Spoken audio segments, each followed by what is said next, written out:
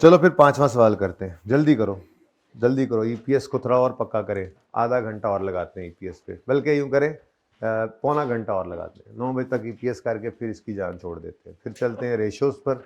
मज़े की बात है, रेशो का जो रिसेंट टाइम का सवाल आया है उसके अंदर उसने ईपीएस भी मांगी हुई, यानी कि रेशो, मैंने आपको कहा था ईपीएस भी एक रेशो है, वो भी सवाल करना है। थोड़ी सी ईपीएस की थ्योरी भी पढ़नी है। फिर ये ईपीएस, रेशो और फ्रेमवर्क, ये तो मेरी तरफ से हो जाएगा। अल्लाह हाफिज़।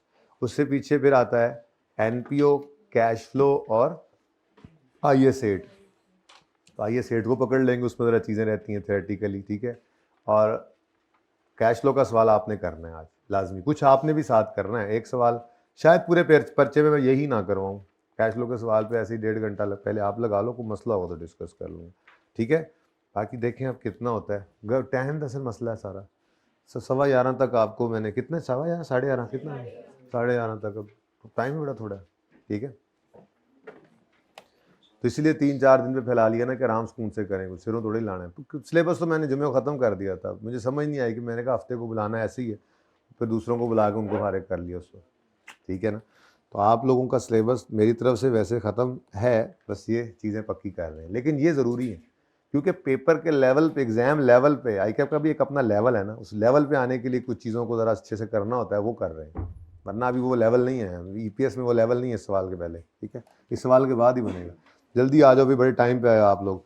हमने देखो सारा डिस्क्लोजर बना लिया, चेक करो ज़रा हमने क्या कुछ कर लिया, आप लोगों को परेशान करूँ मैं। ये देखो, लेट आने वालों, ये देखो। अच्छा जी, चलें जी। क्वेश्चन नंबर 5, कितने बच्चों ने अटैम्प्ट किया हुआ है 5? हाँ, अटैम्प्ट तो किया होगा ना, जिन्होंने टेस्ट दिया सर उन्होंने अटैम्प्ट किया। अच्छा सवाल था, आ जाओ। Compute basic and DPS to be disclose, बहुत इंपॉर्टेंट है इस रिक्वायरमेंट को समझना। मुझे बताएं, वो कह रहा है कंप्यूट करो बेसिक और डीपीएस पर share to be disclose in PTL's financial statement for the year 30 June 21 and 22, यानी कंपैरेटिव शो करो। वैसे 21 एंड 22 जब लिख दिया तो ये लिखने की जरूरत तो नहीं थी, आई क्या। चलो खैर, मेरा सवाल, कंप्यूट तो करनी है, डिस्क्लोजर भी बनाना है ना, डिस्क्लोजर बनाना है, धोखा ना खा जाना। उसने कहा है बेसिक और डायल्यूटेड ईपीएस निकालो जो कि डिस्क्लोज करने के लिए यूज करें। मतलब ये नहीं ले लेना पागलों की तरह डिस्क्लोजर बनाने लग जाए, डिस्क्लोज का लफ्ज आ गया शुरू हो जाओ। रिक्वायरमेंट ध्यान से पढ़नी है, ठीक है, खाम का काम नहीं बढ़ा लेना अपना, ओके। अच्छा, सवाल को ज़रा क्विकली पढ़ते हैं। वैसे मैंने आपको एक बात कही थी कि जैसे during the year shares issue हों, ordinary shares during the year अगर इशू हों तो आप उन पे क्या करते हो, टाइम फ्रैक्शन लगाते हो। ऐसे ही अगर ड्यूरिंग द ईयर कोई कन्वर्टेबल इंस्ट्रूमेंट इशू हो रहे हैं तो उन्होंने डायल्यूटेड ईपीएस में जब यूज होना है तो न्यूमरेटर के अंदर जो उसका फिगर, जो आंसर जो न्यूमरेटर में उसने चेंज लाना होता है उसको भी आपने टाइम फ्रैक्शन लगा देना, और जो डिनोमिनेटर में है, यानी change in numerator change in denominator जो आप निकालते हैं वैसे ही निकालेंगे, लेकिन टाइम फ्रैक्शन भी साथ लगा देंगे। ये मैंने आपको ज़बानी कलामी बताया था 2 दफ़ा, सवाल में ना आया था। सवाल में मेरे ख्याल में पास पेपर 2 में आया था, 3 में था, वो तो किया नहीं था हमने, और फिर टेस्ट में इत्तेफाक से आ गया। तो ज़बानी की हुई बातें भी कभी कभी बड़ी अहम होती हैं, पर्चे के अंदर वो आ जाती हैं, उस्ताद तो बता देता है, सवाल होता नहीं है मिसाल के तौर पे कि यार ऐसा कर लेना, और फिर वो बात बस ऐसे ही होकर गुजर जाती है और पर्चे में आ जाती है। तो बड़ी इंपॉर्टेंट होती हैं बातें, किताब के ऊपर लिखी हुई बात से ज़्यादा क्लास के अंदर हुई हुई बातें अक्सर काम आ रही होती हैं। तो भाई छोटी छोटी बात भी परेशान नहीं होना, इससे मतलब ये कि इंशाल्लाह ऐसी बातें लग जाती होती हैं कभी कभी। ये कह रहा हूँ, ये नहीं कि सर हम कैसे याद रखेंगे, तो इतने दिन हो गए, आज 115वां लेक्चर हो गया, अब हमें कहाँ से याद है, हर रोज़ 2-2 घंटे पढ़ पढ़ के यहाँ तक हम पहुँचे। तो कोई नहीं, आपको याद है इंशाल्लाह, जो नहीं याद होगी वो तो नहीं होगी।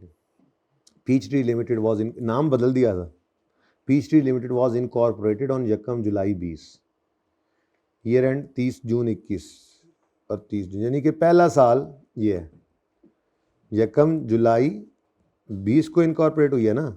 अब बोलो, तो 30 जून 21 पे पहला साल एंड होना है और 30 जून 22 पर, ठीक है। तो ये कहानी है जी। तो पहला साल इनकॉर्पोरेट जब हुई है वो उसने हमें दे दिया, ठीक है। आसानी ये हो जाएगी कि ओपनिंग कुछ भी नहीं होगा।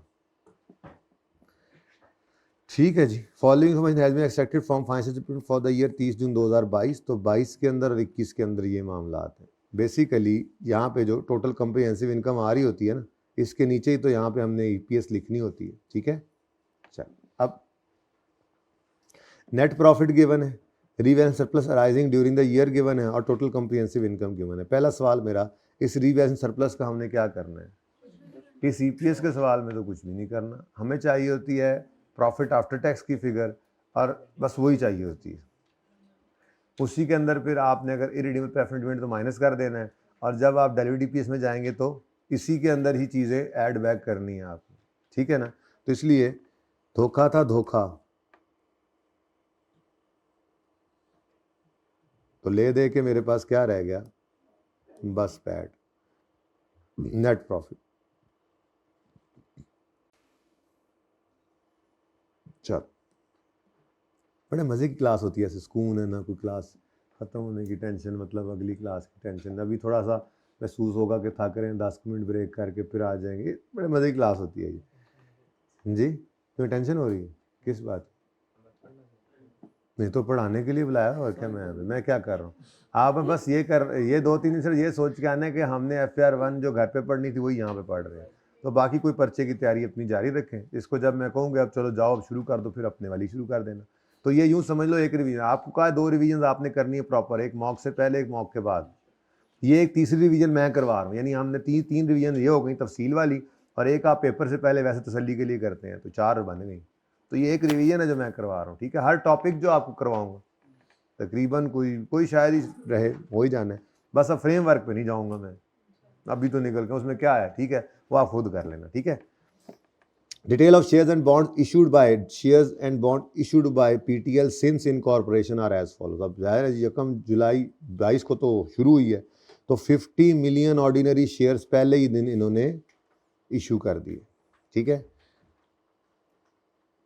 और वो इशू किए हैं 14 ईच पर।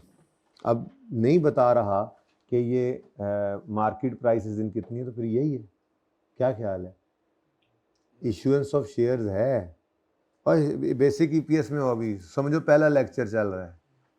डाइल्यूटेड ईपीएस में 7वां 8वां लेक्चर था, नहीं पहला लेक्चर क्या था? बेसिक ईपीएस निकालते हुए शेयर्स इशू हुए थे, बस टाइम फ्रैक्शन का मसला होना था, वो भी नहीं है क्योंकि पहले ही दिन ये शेयर्स, लेकिन शेयर्स इशू हुए हैं एट मार्केट प्राइस। तो फिर ये अज्यूम करेंगे ना कि ये क्या है, ये मार्केट प्राइस है, क्योंकि उसने नहीं बताया कि जैसे राइट इशू में नॉर्मली होता था कि मार्केट प्राइस 15, 16, 17 है तो वो 14 पे इशू कर दिए, ऐसा तो नहीं है। ठीक है, नेक्स्ट, ये बहरहाल ये पॉइंट कहाँ पे यूज होना है? बेसिक ईपीएस में। ठीक है, ओके। अच्छा, उसके बाद ऑन 1 जुलाई 20 उसी दिन 10 मिलियन 12% रिडीमेबल प्रेफरेंस शेयर्स, ये कौन से होते हैं जी? वापसेबल लोन। तो ये तो बेसिक ईपीएस में तो नहीं आएंगे। आगे वो कहता है having par value of 50 were issued at 64। ठीक है, each preference share is convertible हैं, इस वजह से डाइल्यूटेड में हम इनको लेंगे। बेसिक ईपीएस में इन्होंने कोई नहीं आना, और ना ही ये वो हैं प्रेफरेंस शेयर्स हैं कि इनका डिविडेंड भी आए बेसिक ईपीएस, तो ये सिर्फ डाइल्यूटेड में जाएंगे।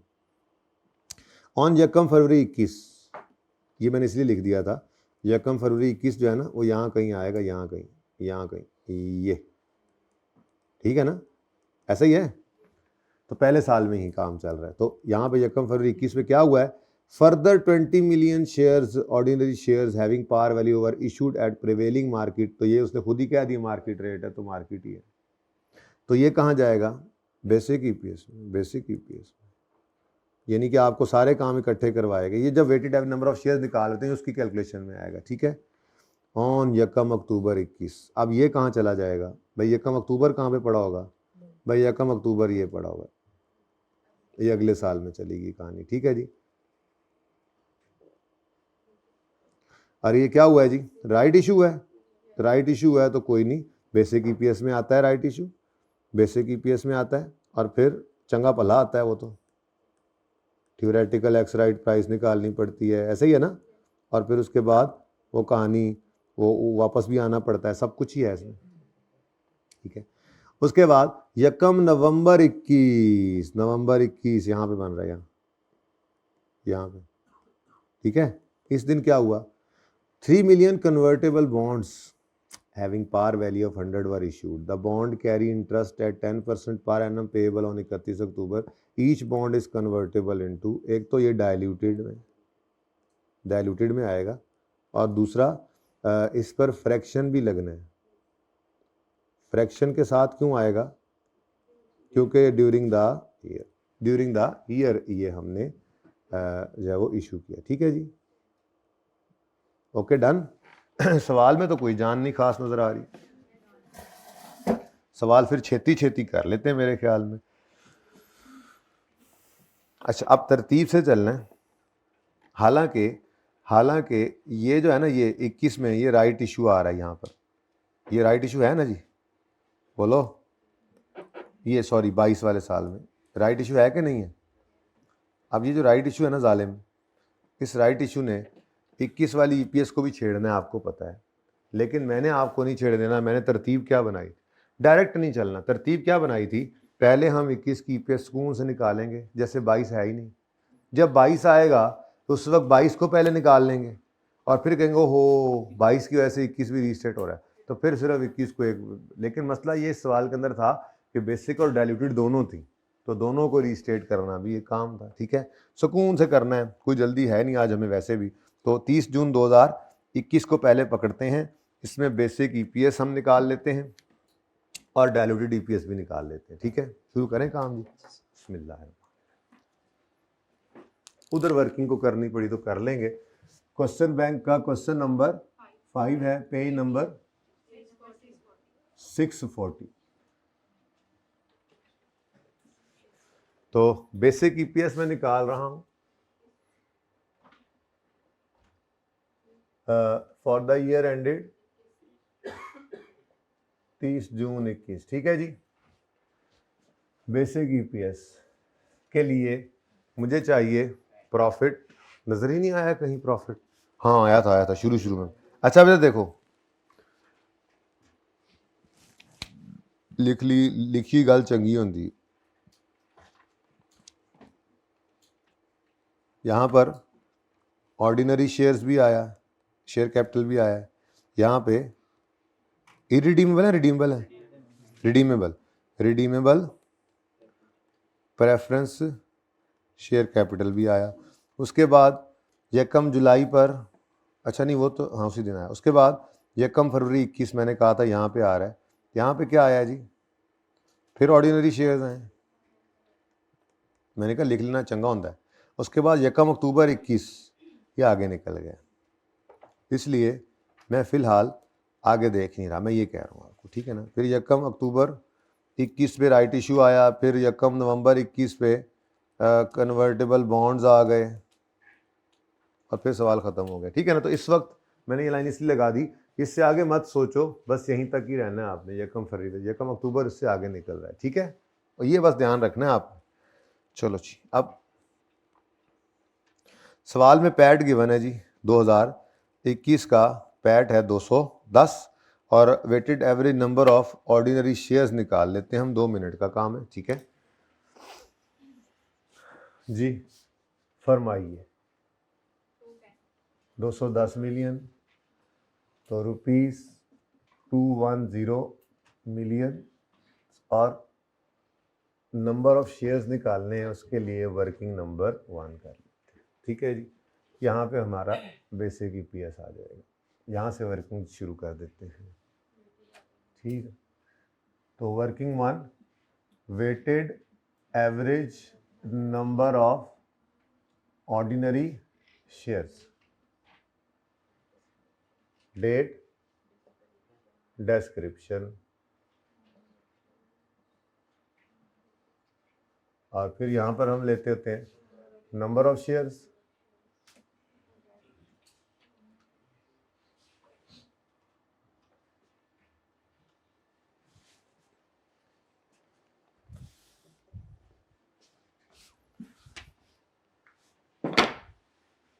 जागदे हो, जागदे रहना, साढ़े दिन रहना जी। Number of shares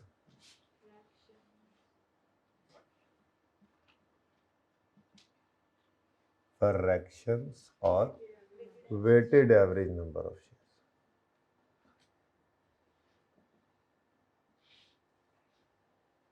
share. अब मुझे बताओ जी, किस दिन या कब जुलाई 20 पे काम शुरू हुआ है? ओपनिंग कोई भी नहीं था, लिख के क्यों लाइन जाया करूं, मेरे पास जरा बोर्ड पे जगह था, काम बहुत ज़्यादा है सवाल में। तो 1 जुलाई पर मार्केट प्राइस पर शेयर्स इशू हुए। On 1 July 50 million shares, 50 million number of shares were issued. 50 million, ये शेयर्स नंबर क्वांटिटी है या रुपीज़ है? क्वांटिटी है। 50 मिलियन शेयर्स, 10 पार वैल्यू है और 14 के बिके हैं। चुप है तो 14 इज द मार्केट प्राइस। ठीक है, वो कह देता वर इशूड एट पार, तो मैं कहता ठीक है, इसका मतलब इसकी मार्केट प्राइस ही पार थी। ठीक है, तो पार वैल्यू पे, ठीक है, 14 रुपये पर। हमें 14 से कुछ लेना नहीं, 10 से कुछ लेना नहीं, 50 मिलियन शेयर्स हमें मिल गए, नंबर ऑफ शेयर्स। यहाँ मैंने आकर लिखा कि क्या लिखा करते थे इस पर, shares issued at market price. हाँ ठीक, तो shares issued at market price, क्योंकि मार्केट प्राइस वाले शेयर्स में कोई बोनस एलिमेंट नहीं होता था, बड़ा सुकून था, बस इस पे टाइम फ्रैक्शन लगता था। ठीक है, सही है। जी कितने? 50 मिलियन। उसके बाद काम बहुत आसान है, बस प्रैक्टिस कर रहा हूँ, लंबा इसलिए कर रहा हूँ इसको, इतने लस्से से चला रहा हूँ, पहले इतने सवाल किए, आज भी पकड़ लिया इसको। ये थोड़ा सा आपके सामने क्लास के अंदर 3-4 बार एक बात गुजरे ना होने के बाद भी, तो आप उस पर कंफर्टेबल हो जाते हो। भाई पर्चा इसी सिलेबस, गिवन सिलेबस में से आना है।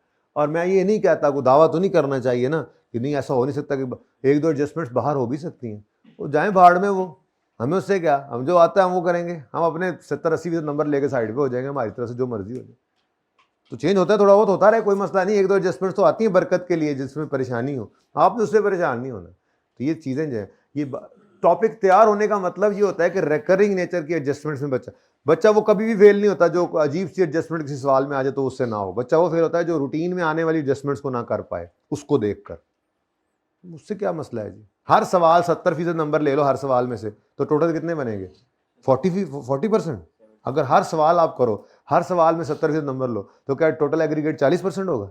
नहीं ना होगा। सादी सी बात है। आई कैसे जब आज 2-3 साल पहले मीटिंग्स जब पेपर्स की बात करते तो कहते बच्चे को ये समझ ही नहीं आती है कि हर सवाल आधा सही कर लूँ, आधा सही कर लूँ तो पास हो जाऊंगा। सिलेक्टिव स्टडी सबसे बड़ा मसला नजर आता है, और पेपर में अटेम्प्ट ना करना, डर जाना। जब सब पढ़ा हुआ है तो भाई अटेम्प्ट करो, ट्राई करो। चले खैर, ऑन 1 जुलाई, इधर देखें, 1 जुलाई पर डायलूटेड ईपीएस, छोड़ो इसको साइड पे करो, ऐसे ही है ना, डायलूटेड ईपीएस में जाएगा ना कि नहीं? इररिडीमेबल प्रेफरेंस शेयर्स हैं, मैं ऑर्डिनरी शेयर्स निकाल रहा हूँ। ठीक है, तो रिडीमेबल जो तो अच्छा रिडीमेबल है, जान छूट गई, यही लाइबिलिटी। आगे बढ़ो, बेसिक ईपीएस 1 फरवरी पे 20 मिलियन शेयर्स हैं, और फिर ये किस पर हैं? बेहतरीन हो गया, किस दिन जी? 1 फरवरी 2021 पर shares issued at market price. लेकिन इधर कुछ लिखने से पहले याद होगा आप, हम हाँ जुलाई, अगस्त, सितंबर, अक्टूबर, नवंबर, दिसंबर, जनवरी 7। ठीक है जी, तो 7/12। अब यहाँ पे लिखो कितने, देख लें कितने, 20 मिलियन शेयर, यानी कि खुद ही उसने शेयर निकाल कर दे दिया। आसान आसान सवाल होते हैं। 20, अब पर्चे के अंदर से टेस्ट के अंदर शायद आपको इसने तंग किया हो, तंग करना नहीं चाहिए था, मतलब करना जिनको किया था उनको कह रहा हूँ जी।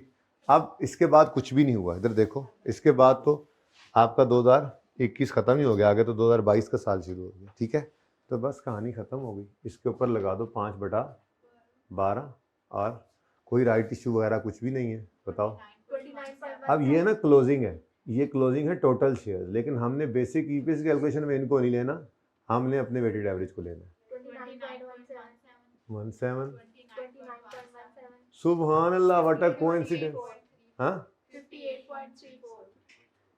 और भाई ये कोइंसिडेंस है, मत कहना रट्टा ला ली, ये दोनों बराबर होंगे तो सवाल से जी। 58 पॉइंट, तो 58.34 मिलियन शेयर्स जी, तो ₹3.59 पर शेयर आ गया। ठीक है जी। अच्छा, अब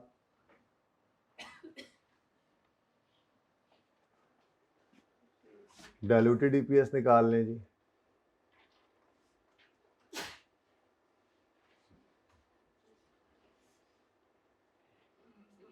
for the year ended 30 June 21 ही चल रही है ये भी।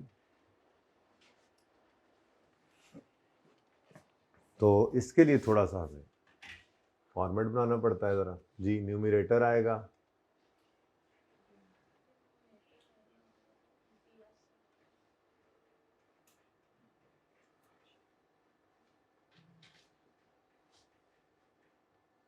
और ईपीएस।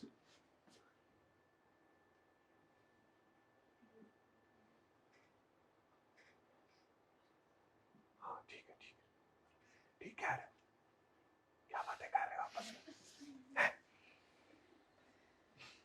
अच्छा जी, न्यूमरेटर डिनोमिनेटर और ईपीएस, ठीक है जी। अच्छा अब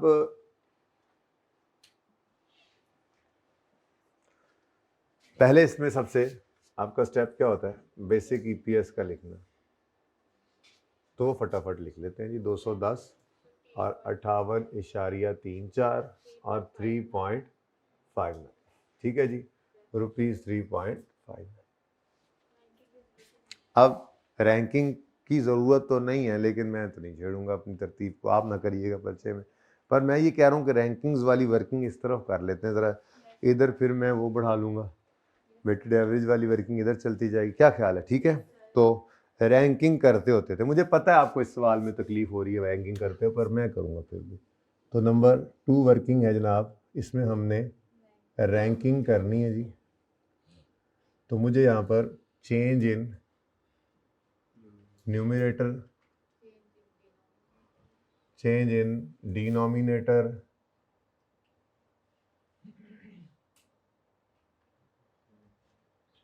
और टर्मिनेटर चाहिए। वही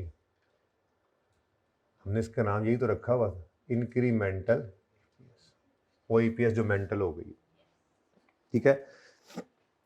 देखें जी, ये ब्रेक लगी हुई है, ब्रेक इससे आगे 22 है, इससे आगे 22 है। तो इधर देखें तो ये भी ऑर्डिनरी शेयर, ये भी ऑर्डिनरी शेयर, सिर्फ ये है कन्वर्टेबल प्रेफरेंस शेयर्स। तो मुझे पता है आप यहाँ डायरेक्ट कर सकते थे, लेकिन ना, ऐसा नहीं।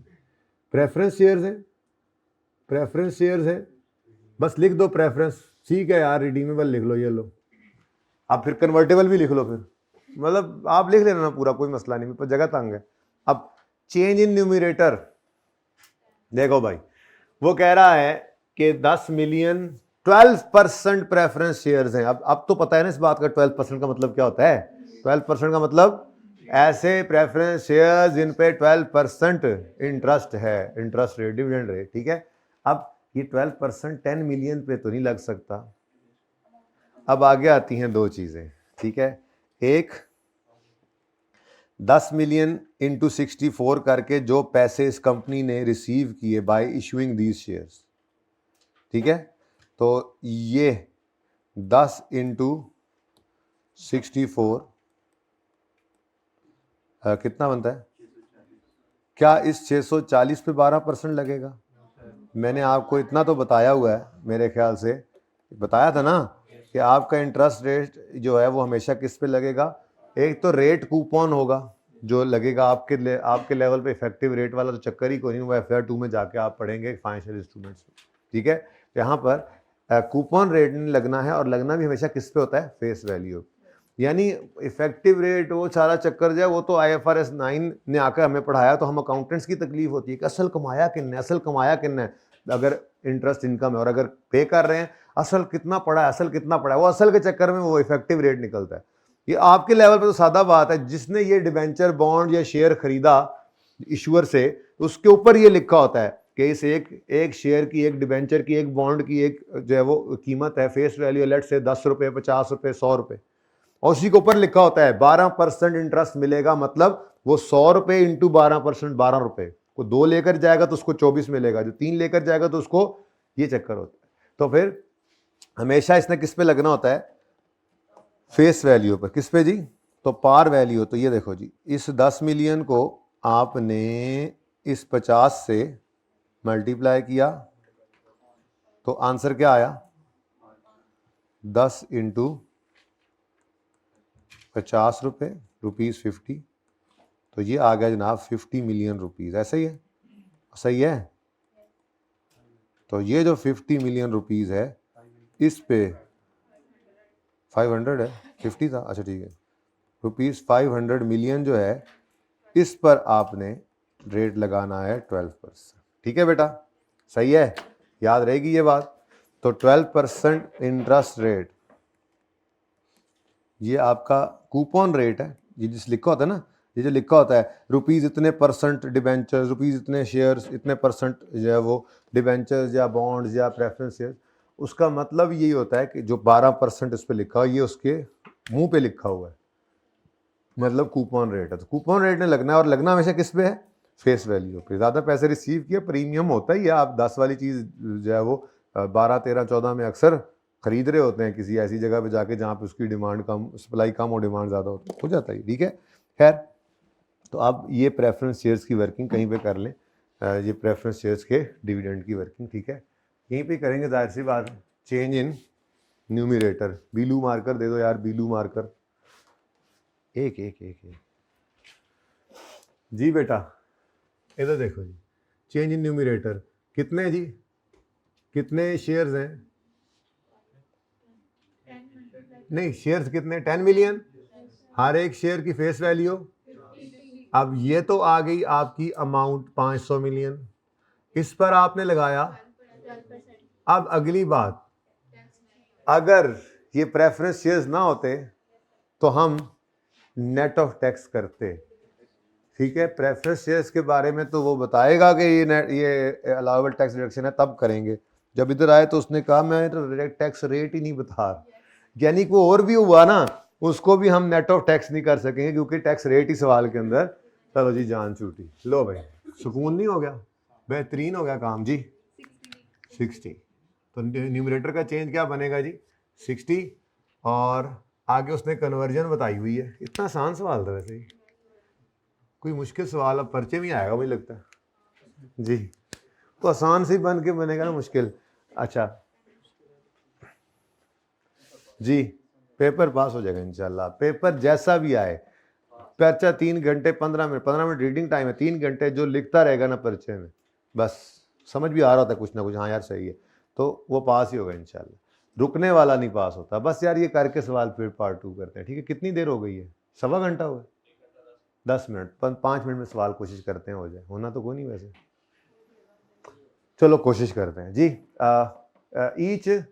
Each preference share is convertible into 3 ordinary shares. हर शेयर कन्वर्टेबल है तीन ऑर्डिनरी शेयर्स में, तो 10 इंटू 3, बहुत सिंपल, वेरी सिंपल। इसके अंदर जो मुश्किलात है ना जी, वो वही हैं जो हमने वैसे छोटे सवालों में कर ली। रुपीस को कन्वर्ट करना पड़ता है, नंबर ऑफ शेयर, वही है, और क्या होना है इसमें, और क्या होना है। और मैक्सिमम यही था, जो फ्रैक्शन वाला चक्कर है जो ये सवाल में ये भी आ गया था, वो भी देख लेंगे अगले साल में जी। 2 है, ये तो कम ही है ना, तो बिल्कुल डायलूटिव है। अब यहाँ पे आके आपने लिखा प्रेफरेंस शेयर्स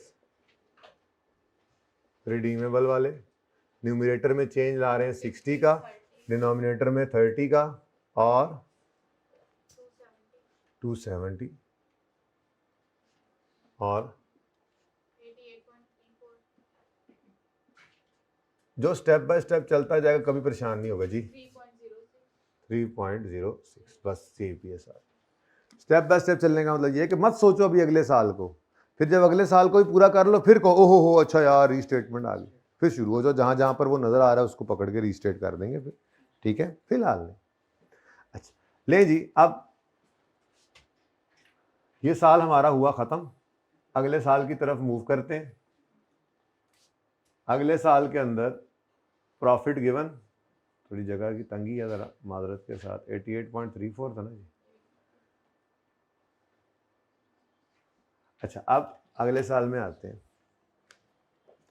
अगले साल का प्रॉफिट भी हमें गिवन 250 हो गया।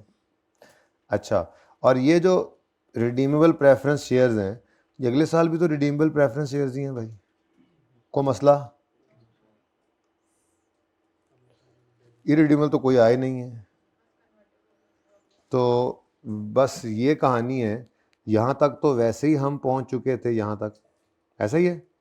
इससे आगे वाला सिर्फ राइट शेयर वाला काम है, मैंने इसीलिए वर्किंग के नीचे जगह छोड़ी थी कि हम इसी को ही आगे जब लिखेंगे तो ये मैंने आपको बताया हुआ है, ये क्लोजिंग अगले साल का ओपनिंग है।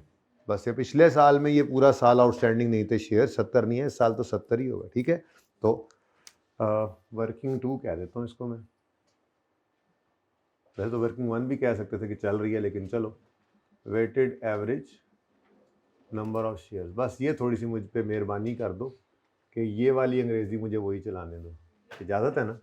चलो अच्छा जी, अब डेट इसमें 1 जुलाई 2021 आई और आज ओपनिंग आ गया 70 से कहानी शुरू, ठीक है जी। उसके बाद ये है 1 अक्टूबर 21, इससे पहले वाला सब हुआ पड़ा है ना। 1 अक्टूबर 21 पर 40% राइट शेयर्स हैं और फिर 1 नवंबर 21 पर बॉन्ड्स हैं, तो इसलिए बेसिक ईपीएस में तो सिर्फ ये राइट शेयर्स आने हैं। तो 1 अक्टूबर 21, 1 अक्टूबर 21 पर क्या है जी, राइट इशू है। अब राइट इशू है तो पहले यहाँ पर रुककर इस पर फ्रैक्शन लगा लो, जुलाई अगस्त सितंबर 3 महीने ये 70 आउटस्टैंडिंग रहा है, ठीक है जी, ओके डन। उसके बाद अब राइट इशू के लिए आपको पता है कि आपको एक छोटी सी वर्किंग करनी पड़ेगी जिसमें आपने थ्योरेटिकल एक्स राइट प्राइस भी निकालनी होती है। तो वर्किंग नंबर 3 हम यहाँ कर लेते हैं, नहीं करते जो आगे बढ़ाते, जो वर्किंग 2 तो वो थी, सॉरी इसको वर्किंग 3 कह दे, जो तरतीब में आती जाए वर्किंग। आपको तो चल रहा होता है ना सब, आपने कौन सा बोर्ड पे ऐसे सजे खबे करना होता है, आपकी तरतीब चल रही थी, आपको मिस नहीं होता। तो जो वर्किंग ओपन होती है उसका नंबर लगाते जो फिगर निकलती है, तो ठीक है। वर्किंग 4 में मुझे चाहिए बिफोर, न्यू और आफ्टर। और चूँकि ये राइट इशू है इसलिए मुझे क्वांटिटी भी चाहिए और प्राइस भी चाहिए। रिवीजन है, रिवीजन पूरा ईपीएस रिवाइज हो गया इस सवाल से, ठीक है जी।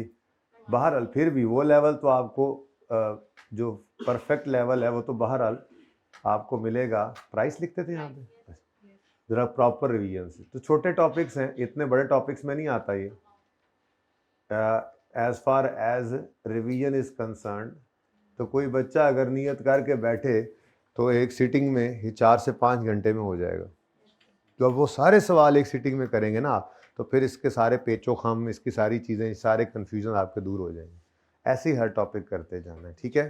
तो इंशाल्लाह इस टॉपिक को आज जाकर आपने अगला, आप छोड़ो वॉल्यूम 1 को छोड़ो, आज जाके आपने क्या करना है, तो यहाँ छुट्टी होनी है ना, आपने घर जाकर आपने कहना चलो जी आज मेरा ईपीएस की रिवीजन का दिन है, और बैठ के सारे सवाल ईपीएस के कर देने। इसी तरह से एक आधा टॉपिक में और भी दूंगा, ठीक है।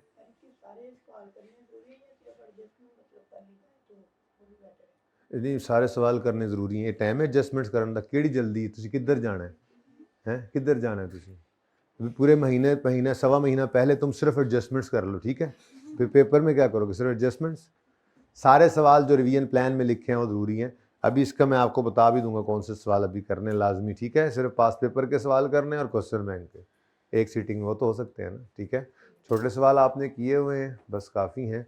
उसके बाद पास पेपर के 3 सवाल, क्वेश्चन बैंक के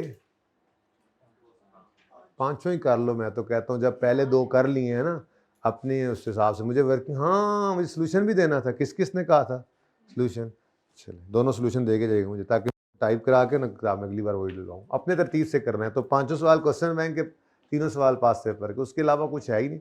उसके अलावा कुछ होगा तो वो मैं आपको दूंगा जब आपको रिवीजन प्लान आएगा। कुछ सवाल मुझे नज़र आता नहीं यार ये भी हो प्रैक्टिस क्वेश्चन में से, ठीक है। तो ये 5 सवाल कितनी को देर लगेगी यार, मेरे ख्याल में तो 3 घंटे भी नहीं लगने चाहिए, ठीक है। फिर MCQ थ्योरी वगैरह पढ़, तो कोई 5-6 घंटे आज लगाने हैं। 2 को टॉपिक्स आज तैयार करने हैं आपने, एक रिवीजन, ठीक है। सिर्फ एडजस्टमेंट्स नहीं, ओके जी। छोटे सवाल नहीं करते होते हम रिवीजन में, छोटे सवाल जी। बिफोर 40% है, 40% तो बिफोर 40 140 आगे करने की जरूरत नहीं, फिलहाल सवाल पूरा कर लें, ठीक है जी। अब बताइए जी 70 है, 70 बिफोर राइट था 100, तो डिवाइड करोगे बिफोर से और मल्टीप्लाई करोगे न्यू से जी 28, बस और तो कुछ नहीं, 98, ठीक है जी। अब इस 98 पर फ्रैक्शन लगा दो क्योंकि इसके बाद क्या इशू हो रहे हैं, बॉन्ड्स इशू हो रहे हैं, इसके बाद क्या है, बॉन्ड्स हैं, तो वो तो शेयर्स हैं ही नहीं जी, कन्वर्ट होंगे तो डायल्यूटेड में देखेंगे 9/। अब चूंकि राइट इशू साहब तशरीफ ले आए हैं तो अब अगला मसला आ गया, बताओ जी राइट इशू में मुझे क्या चाहिए, एक इशू प्राइस चाहिए और एक इमीडिएटली बिफोर राइट इशू जो मार्केट प्राइस है वो चाहिए। तो कहता है 1 अक्टूबर पे 40% राइट शेयर इशू है eight a premium of 10 per share, eight a premium of, तो एट अ प्रीमियम का भाई प्रीमियम हमेशा किस पे होगा, आपकी पार वैल्यू के ऊपर पे होता है ना, पार वैल्यू के हिसाब से होता है, तो इसका मतलब आपकी इशू प्राइस बनी, तो छोटी छोटी चीज़ें होती हैं। अब ये सीखा था statement of change in equity के टॉपिक में, तो ₹10 + 10 यानी 20, तो इशू प्राइस 20 है और immediately before right issue market price जो है वो 30 है, ठीक है, तो 30 बिफोर के साथ और 300,000 सॉरी और 800 और ये 3800, अब इसको डिवाइड कर दो 27.14 और आपका ये फ्रैक्शन आ गया। और राइट इशू के लिए आपको पता है उत्ते वाला होते थले वाला, याद है ना, कि इसकी भी लॉजिक कर लें, नहीं याद है वो भी आपको, तो लॉजिक्स बिल्कुल, आप इसको क्या लेना पसंद करेंगे बेटा, ये क्या कह रहा है 40 पर इशू प्राइस, हाँ 20, वो तो 20 है ना, तो 20 लिए जी। हाँ बेटा देखो प्रीमियम 10 रुपये फेस वैल्यू है, उसके ऊपर जितना भी आप किसी से लेंगे वही प्रीमियम है ना, तो वो कह रहा है कि right shares are issued at a premium of 10 per share, तो इसका मतलब फेस वैल्यू से 10 रुपये ऊपर थे, तो फिर इशू प्राइस तो 20 हुई, यहाँ लिखा था प्रीमियम ऑफ 15, तो 10 × 15 25 होता। आप स्टेटमेंट ऑफ चेंज इक्विटी का क्वेश्चन नंबर 1 या 2 करके देखें जाकर, ठीक है, पहली बार उसमें ये देखा था हमने, होमवर्क दिया था और अगले दिन कहा था हाँ भाई किस किस ने गलती की, याद आ रहा है, याद माजी साहब हैं जी। अच्छा जी, आप इसका क्या करें जी, ये आफ्टर राइट है, ये बिफोर राइट है, इसको आफ्टर कर लें, तो इनटू, हाँ उत्ते वाला उत्ते थले वाला थले 27.14। अभी छोड़ो इसके साथ क्या, पिछले वाले के साथ क्या करना है, छोड़ो अभी इसको जी, 19.34 70, एक मिनट क्लोज हो, 73.5 और 92.8, सुकून सुकून से कर रहे हैं आज हम 92.84 इंजॉइंग ना, आज टेंशन नहीं ना, आज हम रिलैक्स हैं मेंटली, काम सारा हो गया है, आप थोड़ा पक्का कर रहे हैं उनको चीज़ों को, जिनसे उस्ताद डर रहा है ना, वो अपने उस्ताद जब माँ पे डरते ना जिस चीज़ उधर ही तो डरा ना, तैयारी बहुत करा देने, जान नहीं देंगे, वो चक्कर होता है जी। 92.84 ले आए जी इधर, हेडिंग ही नहीं दी अभी तक, यूं कर लूँ ज़रा ऐसे, ये जनाब हमारा 2021 ओवर हो गया, अब 22 में खड़े हैं, तो पहले 22 में खड़े होकर 22 की ईपीएस तो निकालें, फिर मसला जो आया वो देखते हैं, ठीक है, ताकि मैक्सिमम मार्क्स आ जाएं, अगर उसमें गलती हो भी जाए तो खैर। तो basic EPS for the year ended 30 June 2022 में निकाल रहा हूँ जी, और ₹250 मिलियन प्रॉफिट है, कोई इररिडीमेबल प्रेफरेंस शेयर्स नहीं है कि उनका डिविडेंड माइनस करें, और weighted average number of shares ये हमने निकाले 92.84 मिलियन, वर्किंग नंबर 3 2.6 पर शेयर, ठीक है जी। अब बारी आती है जी डाइल्यूटेड ईपीएस की, डाइल्यूटेड ईपीएस 2022 वाली,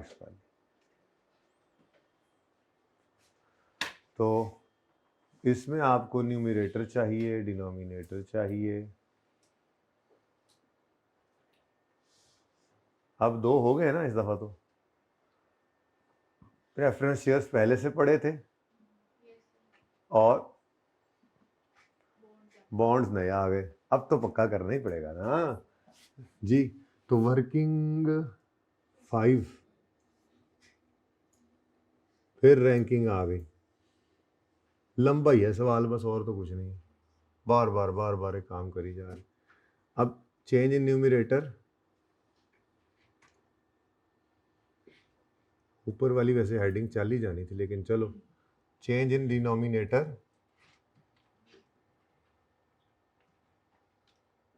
और incremental EPS.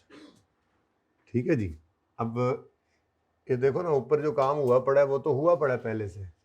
Preference shares, redeemable preference shares हैं, उनकी कन्वर्जन रेट भी यही है, उनका डिविडेंड भी यही है, सब कुछ सेम ही है ना, तो वो तो उठा के एज इट इज लिख लो ना, वक्त बचाओ। प्रेफरेंस शेयर्स रिडीमेबल वाले 60 30, इसमें कोई चेंज तो नहीं ना आ जाना, चेंज न्यूमरेटर चेंज डिनोमिनेटर, अगले साल भी वही प्रेफरेंस शेयर्स हैं, इन्होंने इतने ही डिबेंचर, इतने ही ऑर्डिनरी शेयर्स में कन्वर्ट होना है, इतने ही इसके ऊपर इंटरेस्ट सेविंग हमें मिलनी है, नेट ऑफ टैक्स इसको नहीं करना, वही वाली बात है जो पहले थी, कोई नई चीज़ नहीं है। ठीक है, नई चीज़ ये है, 1 नवंबर 21 पर हमने बॉन्ड्स इशू किए। मुसीबत भी ये की कि 1 नवंबर 21 को इशू किए हैं, इसका मतलब पूरा साल नहीं रहे ये। ठीक है, यहाँ पर कहानी है, तो ये 1 नवंबर से नवंबर दिसंबर 2 महीने बनते हैं, ऐसा ही 2 महीने मतलब यहाँ से बनते हैं, और अगले साल के 6 महीने अगले साल में जो, तो यानी कि 8 महीने, तो 8 का फ्रैक्शन आपने लगाना है इसमें। ठीक है जी। अब 1 नवंबर पे 3 मिलियन ऑर्डिनरी शेयर्स इशू हुए हैं जी, और बॉन्ड्स, और उनकी पार वैल्यू 100 है, वो उसी पर इशू हुए हैं। Bonds carry interest at 10% on 31 October each साल, each bond is convertible into 7 shares. अब इस कन्वर्जन को और इस इंटरेस्ट सेविंग को दोनों को ही 8/12 करना है। 3 मिलियन बॉन्ड्स हैं, ये क्वांटिटी है रुपीस क्वांटिटी, और इसको इशू किया है हमने पार वैल्यू पर जो कि 100 है। तो इंटरेस्ट सेविंग निकालते हो तो इशू प्राइस वैसे ही नहीं लेनी होती, लेकिन ये इससे इतना आगे नहीं गया, इधर भी थोड़ी सी उसने ज्यादती की थी, जो पीछे लिख दिया था उसने प्रेफरेंस शेयर्स के बारे में, आपके लेवल पे लिखना नहीं चाहिए था। ठीक है, बहरहाल तो 100 इंटू 3 300 आ गया, 300 मिलियन रुपीज़ आ गया, इस पे लगेगा 10%, और टैक्स रेट होता तो हम नेट ऑफ टैक्स करते। ठीक है, पर वो है नहीं। अब इधर आए, हमने यहाँ पर लिखा क्या चीज़ है जी, बॉन्ड्स है। अच्छा, अब ये बॉन्ड्स हैं जनाब, इनके बारे में इधर देखिएगा प्लीज़। 3 इंटू 100 ये आ गया जनाब रुपीज़ में, इंटू 10% कर दिया। ठीक है, अब ये 10% से पूरे साल का इंटरेस्ट आया है। ठीक है, इस पूरे साल के इंटरेस्ट को आपने 8/12 करना नहीं भूलना। ठीक है, और अगर टैक्स रेट गिवन होता तो फिर अब इसको हम करते नेट ऑफ टैक्स, वो अलग बात, वो अपनी जगह था, बच्चों के टैक्स रेट सवाल में नहीं है, इसलिए हमने नेट ऑफ टैक्स नहीं किया। ठीक है, क्या आता है आंसर, 20। अच्छा, each bond is convertible into 7 ordinary shares, तो कितने हैं टोटल, 3 मिलियन बॉन्ड्स हैं, हर बॉन्ड अगर 7 मिलियन शेयर्स में कन्वर्ट हो सकता है, तो ये 3 इंटू 7 करना है। लेकिन ये वाला काम, जैसे यहाँ पर शेयर्स पूरा साल नहीं रहते तो फ्रैक्शन लगाते, यहाँ पे भी ये पूरा साल अज्यूम करोगे कि ये तो नहीं रहेंगे जी, बोलो, टाइम फ्रैक्शन लगा दिया हमने, बड़ा आसान काम था। मुश्किल तरीन काम यही था वैसे, अगर जो आ जाए तो, वो भी आपने देख लिया जी। ये तो आया है ना, आई कैप के पास पेपर 3 में था ना ये अब देखो क्वेश्चन बैंक में पहले से पढ़ा, क्वेश्चन बैंक तो हर पास से 3 के आने से पहले भी करवाया जाता था। ठीक है जी, 1. बस जी, तो इसका रैंक 1 है। ठीक है, चलो अब सबसे पहले लिख लेंगे हम बेसिक ईपीएस जी, 250 92.84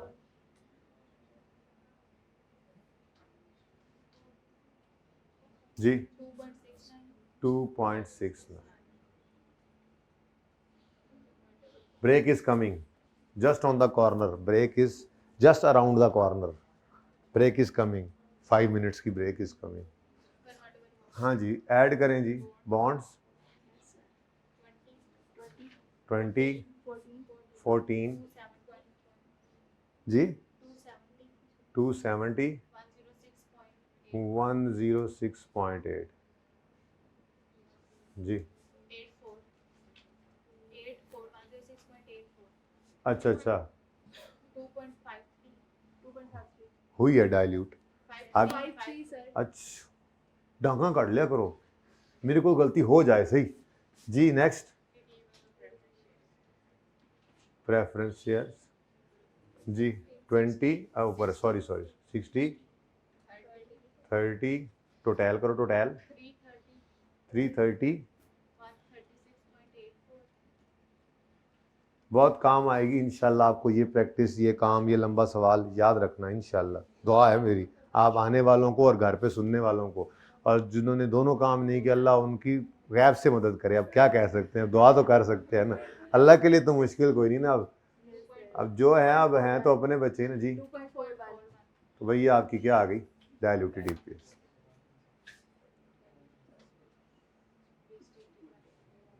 पहले मेरे ऑनलाइन वाले बच्चे मीटिंग बगैर चल रहे हैं, 2 हफ्ते हो गए, माफ़ करते रहना मुझे। अच्छा जी, मैं फिर जाके जब मीटिंग शुरू कर दूंगा दोबारा, मीटिंग से पेपर तक तो चलनी है आप लोगों की मीटिंग, तो 10 तारीख तक इंशाल्लाह मीटिंग करूंगा, मतलब 10 तारीख तक हर वीक में ये FR1 वालों आपको भी बुला लिया करूंगा। तो फिर माफ़ी शाफ़ी मांगूंगा मीटिंग में जाके, फ़िलहाल तो होश ही कोई नहीं जी। यहाँ तक को मसला। अब एक मसला आ गया है, वो मसला है इस साल का राइट इशू, ठीक है। तो अब मैं दोबारा से बेसिक EPS निकालूंगा, दोबारा से बेसिक EPS निकालूंगा, दोबारा से डायलूटेड EPS निकालूंगा 2021 की, ठीक है। कोशिश करता हूँ यहाँ कहीं पर आ जाए, बेसिक EPS तो आराम से आ जाएगा। Basic EPS for the year ended 30 जून 2021, और ये क्या होने लगी है जी, रीस्टेट। ये क्या होने लगी है, तो ये रीस्टेटेड। अब इसको रीस्टेट करना है तो कोई मसला नहीं है जी, वही वाली याद करो, वही वाली EPS उठाते थे। वैसे तो इसको भी पकड़ के उल्टा सकते हैं, यही ना कर लें, वो तो इधर भी हो जाएगा। क्या ख्याल है, सही नहीं, ट्राई करें। चलो ये भी एक काम करके देखें, ₹3.59। अब फ्रैक्शन क्या है, ये है, लेकिन ये चूंकि रुपीस पे लग रहा है तो इसको उल्टा दो। अब पता नहीं किसी को ये हजम ना हो तो क्या करें, 27.14 डिवाइड बाय 30, आंसर इज 3. अच्छा वैसे ना, ज़रा वैसे प्लीज़, मैं दिल है फिर भी ट्राई कर लें दूसरे वाला भी, ऐसे ही ज़रा वो देखो, वो बेसिक EPS 210 है ना, 210, इसको डिवाइड करते हैं इसके 58.34 से, तो इस 58.34 पे हम कहते थे राइट इशू वाला फ्रैक्शन लगा दो, ठीक है। तो राइट इशू का फ्रैक्शन सीधा करके लगाना है, क्योंकि ये क्वांटिटी पे ही लग रहा है। 58.34 तो क्वांटिटी थी ना, नंबर ऑफ शेयर्स थे, तो जैसा फ्रैक्शन है वैसा ही लगाओ, इनटू 30 बाय, ठीक है। आंसर क्या आता है, 3. चलो 2625, राउंडिंग का ही फर्क है। 3.59 भी तो आपने राउंड ही किया होना है ना, ठीक है। अच्छा अब ये काम भी कर सकते थे, ये भी कर सकते थे, जो दिल करे कर लो, ठीक है। ये आसान है ज़रा अगर EPS निकली हो तो, लेकिन ये बहरहाल भूलना नहीं इसको, ठीक है जी। हाँ तो ये आसान हो जाता है ना, बहरहाल जो जो मर्जी करो, दोनों मैंने लिख दिए। आप वो इनमें से वो नोट करो जो आपका दिल कर रहा है, या और करके दोनों करो, फिर मैं डायलूटेड EPS की बात करता हूँ।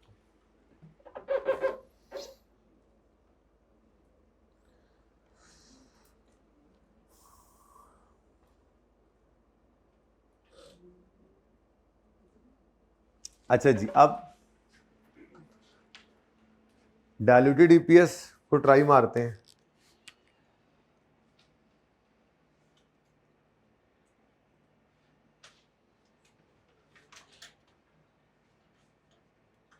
For the year ended 30 June 21 restated, ये भी रीस्टेट होगी। असल में इसके रीस्टेट होने की वजह सिर्फ बेसिक ईपीएस का रीस्टेट होना है। बेसिक ईपीएस रीस्टेट होगी तो डायल्यूटेड। देखो ना अब असल में हुआ क्या है, इधर देखो जरा, असल में हुआ क्या है, असल में हुआ क्या है, इसका जरा आंसर बताना इस नीचे वाले फ्रैक्शन का।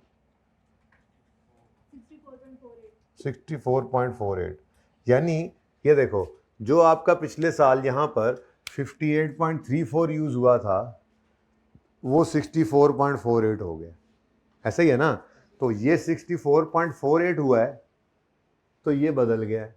तो जब ये 64.48 इधर आएगा तो फिर इसने और फिर इसने भी तो बदलना है, ठीक है। अब पहले ज़रा वही वाला जुगाड़ करते हैं जो किया हमने, ज़िंदगी आसान है ज़रा। यहाँ पर पहले डायल्यूटेड ईपीएस पकड़ो, 3 पॉइंट, राउंडिंग का डिफरेंस आ सकता है, उम्मीद तो है कि और कुछ नहीं होगा। इसको 27.14 डिवाइडेड बाय 30 करो जी, 2 पॉइंट,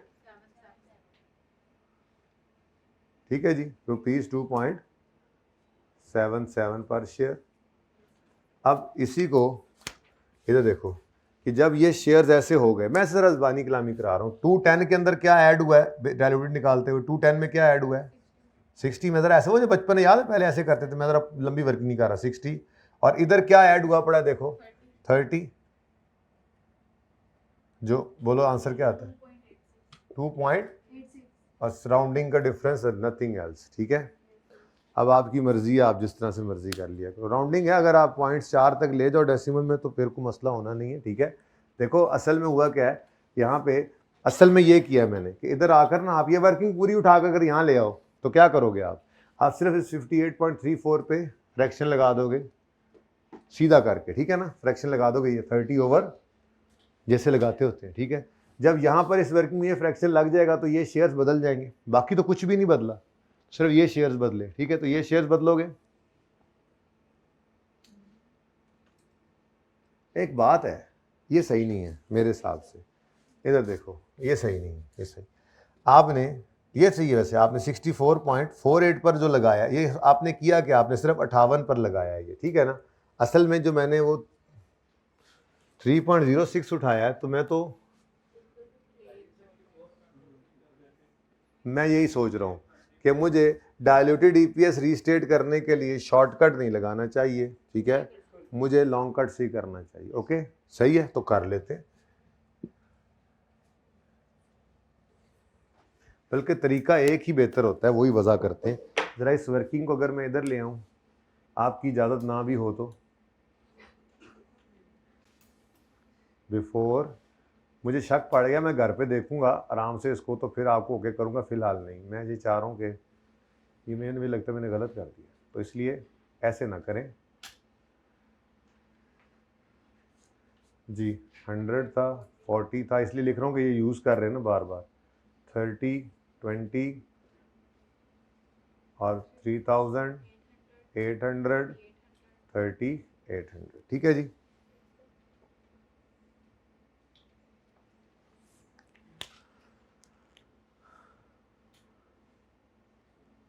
अच्छा चलें जी, अब ये ठीक है बिल्कुल ऐसे भी, लेकिन मैं अब ये भी ऐसे नहीं निकाल रहा, ठीक है ना।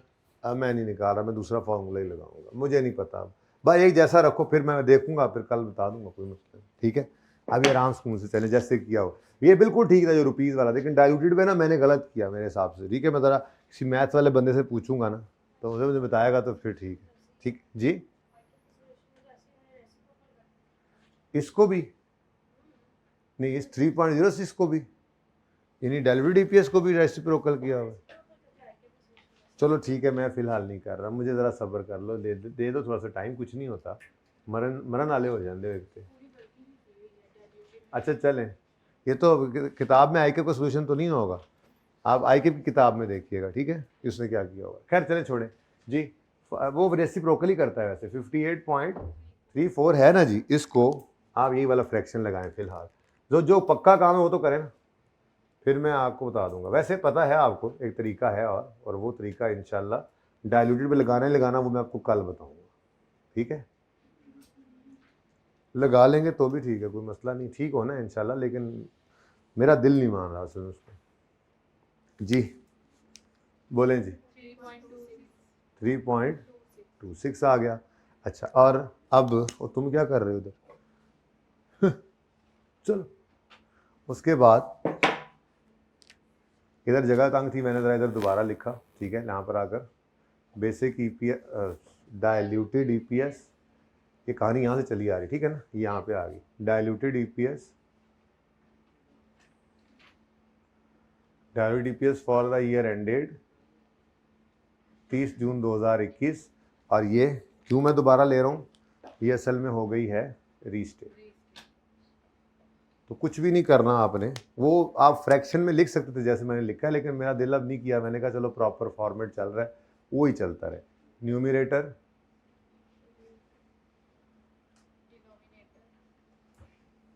डिनोमिनेटर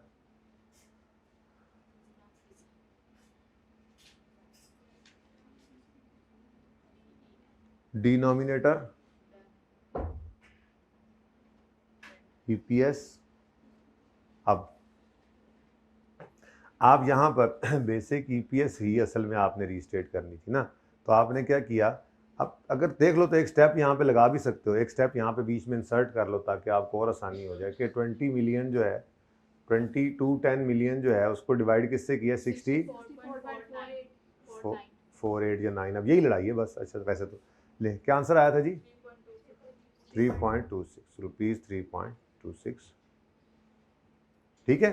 तो यही वाला काम आप यहाँ पर लिख सकते हैं आराम से कि न्यूमरेटर, और असल में तो ये चेंज हो गया 68.4, ठीक है जी। तो जब ये चेंज हुआ है तो बाकी तो कुछ चेंज हुआ नहीं है, ये चेंज हुआ है, तो इस वजह से ये 3.26 हो चुका है, यही तो रीस्टेटमेंट हुई है असल में ये रीस्टेटमेंट है और कुछ मसला नहीं हुआ, ठीक है। उसके अंदर फिर आपने क्या करना है, वही बस उठाकर लिख दे। प्रेफरेंस शेयर्स थे इस साल में तो सिर्फ 60, 30 जी, 270, तो ये 2.86 मेरे हिसाब से बिल्कुल ठीक है, ठीक है जी। तो ये आपकी डायल्यूटेड ईपीएस आ गई, और वो भी कौन सी वाली, रीस्टेटेड वाली, ठीक है। तो ये इस तरह से कर लेना, मेरा मशवरा है, फिलहाल तो ऐसे ही करो, फिर देखते हैं। तो मुश्किल कुछ भी नहीं है, बस स्टेप बाय स्टेप चलते जाना है, ठीक है। बिल्कुल भी आपने परेशान नहीं होना, सवाल जैसा मर्जी होता है, और इस पूरे सवाल में अगर आपकी कोई 1-2 गलतियां हो भी जाएंगी तो वो सवाल आपको फेल नहीं करा, वो सवाल आपका फेल नहीं हो रहा होगा, ठीक है। ओके, यहाँ पे यार इसको पूरा ज़रा बैक करके ना एक तस्वीर में लें, पार्ट 1 क्लोज कर दे।